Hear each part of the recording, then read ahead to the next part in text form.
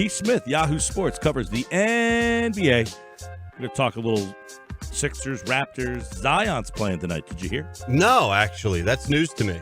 Some guy who played at Duke, he was like the number one pick. It's not ringing a bell. I hear he's going to be more Candy than he will be anybody How else. dare you? How dare you? Candy. Yeah. Do you remember him? Yes, I do. The Candy Michael Man. Candy, yeah. Remember where he went to Clipper school? legend. Where? What? Yeah. Oh, Pacific? Could you just keep it in your pants for a second? Yeah. Let someone else 5 answer seconds, the question. man. You know? I mean, holy moly. I was going to guess Pacific, too. Jeez Louise. I can't even get 5 seconds of fame. All right, Keith Smith, Yahoo NBA. At Keith Smith NBA. He joins us every week to talk hoops. And he's here on the Boardwalk Honda Hotline. What's going on, Keith? Welcome back, pal. Hey, guys.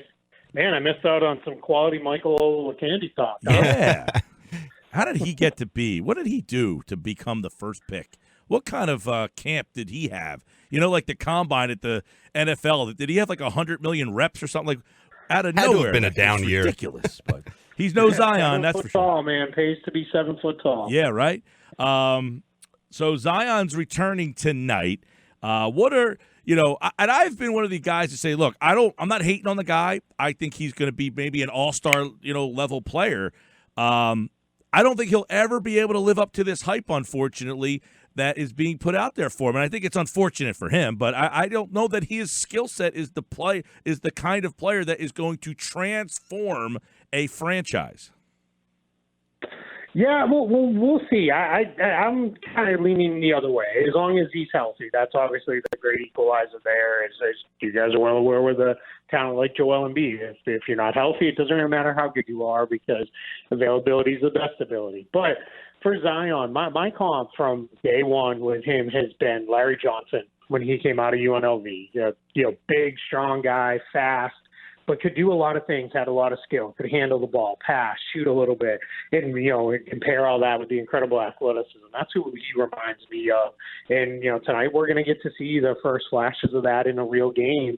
And for the Pelicans, I think they've got some plans there. They've got other good young talent that has been able to have a really nice season. The return from that Anthony Davis trade looks terrific, and we haven't even got to the draft picks yet. So if Zion can come in and do his thing, I think they're going to be feeling pretty good. Yeah, it'll be interesting because that team right now is starting to play pretty well without him, and now it's almost like the Sixers. They're playing pretty well without Joel Embiid. What do you do when he enters it back in? I'm sure the Pelicans aren't worried about how they're going to incorporate this kid. Yeah, there's no worry at all. They're just going to slide him right in. Sounds like he's going to start tonight. They're saying there's no minute restriction, but we'll see. I wouldn't expect him to play much more than maybe half the game or so at the most. I think it'll probably be a little more on feel and how the game flow is going. And then the only restrictions they're putting on him for now is he's not going to play back-to-back games for probably the rest of this season, but we'll see what that ends up looking like. Maybe by the end of the year, if he proves he can stay healthy, he'll get some of those back-to-back times in there as well. But it's going to be a lot of fun tonight to see how he looks, alongside Brandon Ingram and Lonzo Ball and Drew Holiday and kind of their more core pieces, because that's what they're trying to build it up through there in New Orleans. Keith, we've talked a lot, Mike and I and Jeff, about the hype and the expectations and the circus, the media circus surrounding Zion. Outside of LeBron James, who can you point to that has had similar hype? I mean, ESPN has had 3 days of just full Zion countdown and coverage, and they're already on ESPN a ton. They're going to be on it much more. So how can you relate this story to any you've seen in the past outside of LeBron? Yeah, LeBron's probably the best comp because other guys who came in that we thought were, these can't-miss talents like Anthony Davis and Karl Anthony Towns, they played right away. And they weren't quite at that, franchise savior level. The reality is, too, those two guys are 7-footers, and those guys aren't, although they're great and everything, they're not as much fun as watching those guys that are, 6'7" or so fly around the court. And, and you have the reality with Zion, too. This is a guy who's built like he's an NFL defensive end. Not even, we used to say with LeBron, he's built like a linebacker. Well, Zion's built like a D lineman. He's so big. So it's really hard, and I think the hype has only built now because we've had this 3-4 month delay on him coming in. So it's been building and building and building, and now it's finally here, and it's, hopefully it's going to go well. History tells me probably come out, pick up 2 fouls in the first minute, and we won't see him for another, the rest of the half or something silly like that. But it'll be, it should be a fun night tonight where we're going to finally get a chance to see this guy play in a real game. We have a lot more NBA to get into, but I want to ask you at least one more Zion question, which is, do you think he has a legitimate shot at the Rookie of the Year award, or is Morant just too far ahead?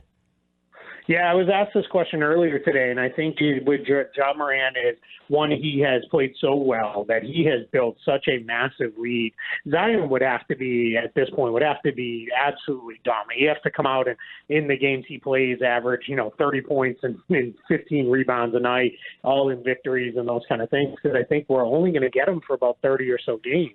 And I know Joel Embiid won, but that was a different story, the way that went down. This is almost that in reverse, and there wasn't anybody who had built up this massive lead. So, barring something really unexpected, I think it's Ja Morant's award to lose, but that doesn't mean Zion, all rookie. That's definitely because once you get past the first few guys, the next guy after that.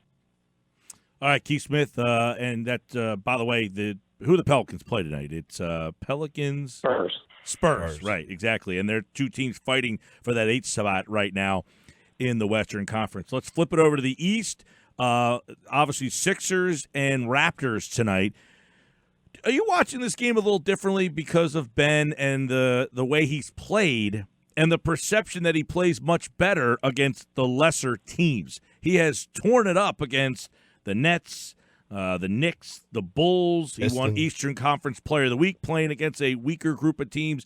But this is a pretty good team in the Raptors, and these are the games that say, okay, do it against the good teams. Are you watching this game with that sort of intrigue? Yeah, that's interesting. I hadn't really thought of it that way. I think I tend to watch it a little bit differently whenever you like to see how they look without the other one there, and I think we've built a pretty good case that Simmons can do some stuff. The other night, the way he played in that game where he was being used as a roll man and he was making plays as a scorer and as a passer off the short roll and those kind of things, that's almost the idealized version of Ben Simmons, because then you take all of the shooting issues completely out of the mix. There's no worry because you have to defend him when he's rolling to the basket. Otherwise, he's going to kill you, and he might still do that anyway. And so that's kind of the eye I watch. But that is interesting. This is a good test for both of these teams because Toronto and Philly are both – they've got high hopes. They're looking at it and saying, all right, well, if anything happens with Milwaukee, why not us? Why can't we be that team to step forward? So these are important games. The Eastern Conference is pretty condensed in that 2 through 6 range there with those teams. Those teams are all really, really tight behind Milwaukee. And it's, a win or loss here is going to make a difference. Like we saw with Philly clinching the tiebreaker over Boston. So, Toronto wants to try and get that over Philly. Philly wants to get that over Toronto because it's all about playoff positioning from here on out. What about when you look at the Sixers and what they've done without Embiid, kind of just what Mike has been alluding to, is it going to be a problem incorporating Embiid back into the lineup? And the short answer is no, it's not, because it's Embiid and he's an MVP candidate when healthy. But as far as Ben's play and what they've sort of found identity-wise over this stretch, how do you anticipate what this team's going to look like now once Embiid returns? Yeah, you hit it with the short answer. It's not going to be a problem. But I think what you have to look at if you're Brett Brown is you need to almost run 2 different offenses. You need to run the Embiid offense and the non-Embiid offense. And the non-Embiid offense can do a lot of different things than the Embiid offense can do. I would think maybe at this point he might look at really staggering and splitting their minutes a little bit more. I'm not going as far as saying one of them comes off the bench or anything, but maybe you do something where Embiid comes out 5 minutes into the game and then Horford slides over. Simmons can play a little bit more like he's been playing recently for the next 5-10 minutes. And then Embiid comes back as Simmons comes out. You kind of stagger it that way. But again, it all comes back to it's those last, 3-4 minutes of each half. That's where it really has to work with the 2 of them on the floor, because you can't go into playoff series saying, well, we can't have one of our 2 best guys on the floor because they just don't fit together. That's going to be what they figure out. And again, this is where, not to beat a dead horse here, but the playoff positioning is so important, because if it was like last year where they kind of had a little bit of that cushion and they knew, things where they were going to get a home court series, it was going to be all right. What you could do there is you can experiment a little. Maybe don't really have that cushion this year, and that makes it a little bit harder on Brett Brown and the staff. Keith Smith, Yahoo NBA. Thoughts on Derrick Rose and how he would fit with Philly? Yeah, I think he'd be really good on that second unit. I think what they lack on that second unit is a playmaker, somebody who you can just give the ball to and say, go get us buckets. They've tried different guys. They tried Trey Burke for a little while there, and that didn't really do too much, and now he's back out of the rotation. They've kind of done moments where it's, all right, well, Simmons will have the ball with the bulk of the reserves. Then when he comes off, we'll make sure Dixon's out there and can be the primary ball handler. So, where you're still searching halfway through the season and approaching the trade deadline, that means you've got a hole. And I think Derrick Rose could help fill that. He doesn't help the shooting and spacing because that's not who he is, but he really could help quite a bit as a ball handler or playmaker off the bench, and a guy who on any given night could get you 25 or 30 points. Yeah, and then, of course, there's some murmurs of Robert Covington's return. Makes sense? Is that repetitive to what they have? How do you see that fit? No, I think that fit would be fantastic. And, you add another defender to the best group of defenders in the league. But more than that, you add a shooter in there. My challenge is how. He's at, $11-something million. So that means you're going to have to spend at least probably one rotation guy out, or you're going to have to pile together a whole bunch of contracts, and that's maybe the Timberwolves can do that, but maybe they can't. So it's going to be tough for them to make a deal for anybody who makes that kind of salary without sending out a guy like a Mike Scott or somebody like that, who to this point, over the last couple of years has really been a key rotation player, especially as a backup big, because you look at it initially and it's like, well, it's got Embiid and Horford and Harris, but then you start to really kind of look at it a little bit deeper. There's not a whole heck of a lot behind those guys. It's Scott, and then Norvell Pell can do some stuff, but are you going to trust it? I don't even know that Norvell Pell's going to be. This is his last day on the two-way, and I don't think they're bringing him. This is probably his last day here. Yeah, this is probably his last day, at least for a while, unless something frees up a roster spot and they end up converting him and bringing him in. But the point I was going after is you just look at it and I don't know about the depth behind, outside of Scott, behind the bigs, because there just isn't a whole heck of a lot of it that you feel real great about. Keith Smith with us. Last thing on the Sixers before we take an overview of the league here, which is, this team here is so clunky sometimes, and then other times you see them, they look good, and then other night, there's still this polarizing mismatch of a team. But overall, they're in the 5 spot. They did move up, but do you still look at them as Milwaukee's biggest challenger? Yeah, I think they are. I think the reason that they are the Milwaukee's biggest challenger is just it's the size. They're one of the only teams in the league that can put that kind of size against the Bucks. That's really important. When you're trying to build that wall against Giannis, you want to make him work from the 3-point line all the way to the basket. You never want it to be easy. And they're the only team that can do that. And the two guys who have had success defending him one-on-one are Al Horford and Joel Embiid, and Philly has both of them. So I think that they probably are the toughest team for the Bucks. The question is, are they going to get there to play them? I think a lot of us, myself included, I thought that was going to be the Eastern Conference Finals matchup. And, as we look at it now, we'll see if that's where it plays out, because I think there's a couple of these other teams that can give Philly trouble and maybe along the way, and we never quite get to that Bucks matchup. Do you think that Milwaukee is head and shoulders better than everyone, as their record suggests, or are they closer to the team last year that kind of ran away with the East, but maybe they weren't as, good as their record indicated? It feels a little bit different this year because they've added more depth through last year's trade deadline, and then through this summer, they really just don't have any holes. When I was doing some work for prepping for the trade deadline, I was looking at some things around the league, and something that jumped off the page to me is for the Bucks, they're not only are they beating people by almost 13 points a game, which is just historic, beatdowns. That's ridiculous. But when you start looking at it, and a guy like Giannis, he is the only guy on that team that's averaging over 30 minutes per game, and he's just barely over that. And that just tells you that they are just rolling through these teams. They're not having to extend anybody when they play. They're not pushing them. They've done a nice job spotting their veterans, rest days in and out of the lineup to make sure everybody's healthy. So there's a lot of depth there. It feels a little bit different, but it's all going to be, they lose a couple games in the playoffs. You're going to start hearing those stories, from myself included, of, well, it's Mike Budenholzer team, great in the regular season, but when it matters in the playoffs, they can't adjust. They are who they are, and they can't change and find that second gear. So the Sixers are, at least right now, the toughest out for the Bucks. Who's a team that the Sixers, in your mind, you think could have some trouble with in a series? I think Toronto can give them a little bit of trouble because of the way Toronto plays with the two guards. I think Siakam can be a tough cover for them at times. I think Toronto also has pretty good size to match, especially when Embiid's playing. Gasol's the one guy who still kind of gives him, some fits at times. So I think Toronto can do some things. Despite the fact that this season has gone 3-0 Philly, I think Boston can give them trouble when they're fully healthy. We only saw that on opening night, and that game was a lot closer than I think people remember. So I think if the Celtics are fully healthy, again, it's Boston is small, and they might struggle with Philly's size, but Philly's going to have to turn around and defend them out on the perimeter too, and that matters. So I think that's going to be, those two teams there can give them a little bit of fits and really make them work. I'm not too worried about Miami because I think Miami's almost a little too similar, where I think they can really match up with them well. So I think it's Toronto and Boston are the teams that could give Philly challenges in the playoffs. All right. I think, too, the interesting thing about this East is going to be the second half, too. I mean, Indiana's going to get Oladipo back here. Miami, I'm interested in them to see they got off to the hot start. Are they going to fade with a lot of young guys who, how much, Nunn and the shooters that they got, some of the young guys, their names are escaping me here, but they brought in these younger guys. Are they going to be able to hold up over an 82-game season? Will that bring them back to the pack a little bit? So I think there are some more interesting storylines other than just the Milwaukee, Philly, Boston trio.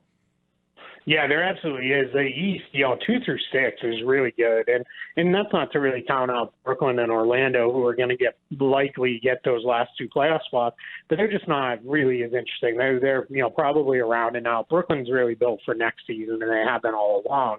This year is just about getting Kyrie in there and trying to get him acclimated, which has been a bit of a challenge. But you mentioned Miami. They're tough. Miami's versatile. They've got a lot of different ways that they can play. They can do some things.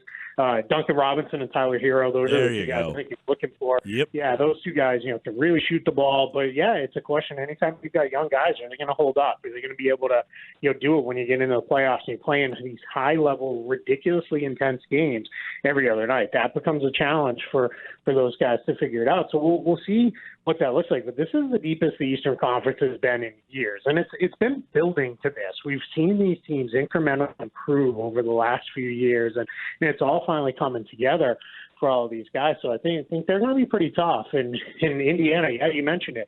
The other thing I keep an eye on, at least one of those teams is going to swing some kind of big trade, because you've got a bunch of general managers in that grouping who are aggressive, and they're looking at it and saying, why not us? If not Milwaukee, if things break right for us and we make the right deal here, why not us? And none of those teams are positioned to have cap space this upcoming season. None are really overly well positioned to have it in the next couple of years.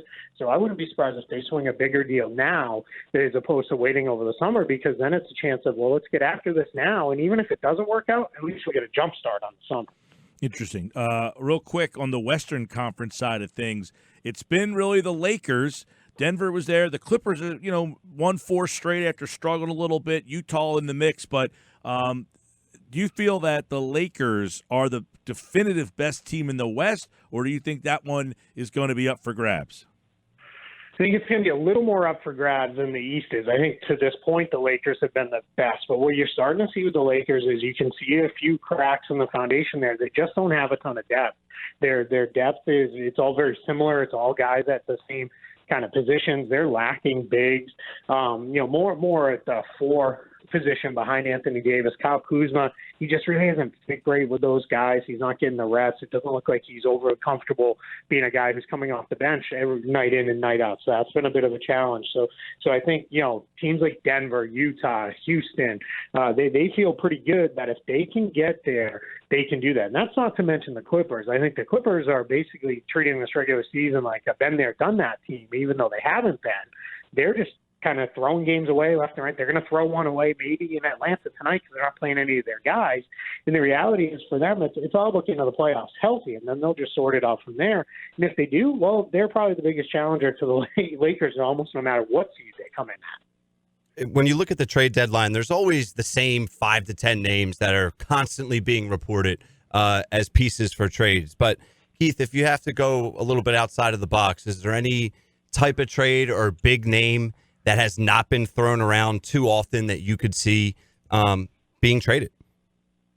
Yeah, I don't have any kind of big name that you can see that people haven't mentioned. I would keep an eye on the Knicks. I think they're poised to do a full-scale sell-off. They really signed those guys to contracts that are designed for that. They're not going anywhere, so there's no real sense in keeping any of those veteran guys. So guys like Marcus Morris, Wayne Ellington, Bobby Portis, Taj Gibson, those guys could all be on the move. Nothing would surprise me if if the Knicks, if we're sitting here 2 weeks from now talking about how the Knicks have made, 4 or 5 deals, that wouldn't surprise me at all.